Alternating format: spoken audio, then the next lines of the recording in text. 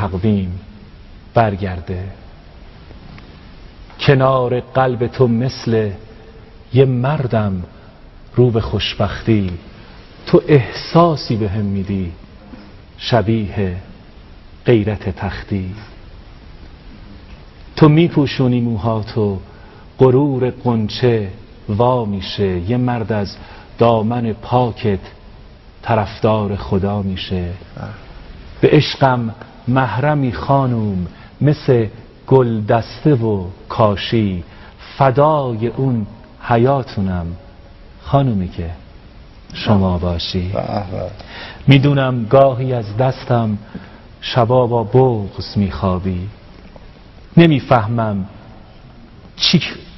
نمیفهمم چی کم داری، چرا انقدر بیتابی.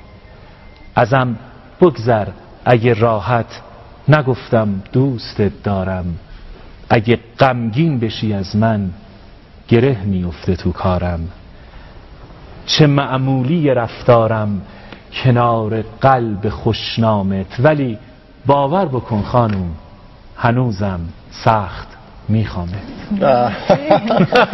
چقدر عالی، چقدر عالی. این شعره هم مزه میده برای اونه که 3-4 ماه ازدواج کردن، این جمله ها هم برای اونه که 30-40 سال ازدواج کردن. همونه که دارن بچه دار. یعنی تو کیف نکردی؟ تو وسطشی؟ باشه، نه من واضحه بود. دنبال چی میگردی؟ دنبال تو.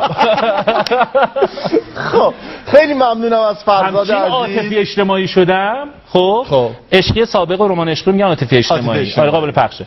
عاطفی اجتماعی شدم وسطش دیگه، چون من 2 بند آخرشو که گفته بودم حفظ نکرده بودم. من شعرهای خودم حفظ میکنم. خط خطی هم داره دیگه. آره دیگه ببین. آره ببین قشنگ نگاه بکن که چک نویس پاک نویس و شعرام با هم آوردم. حالا بنده خدا روزبه نعمت اللهی داشت میتون چه زدی.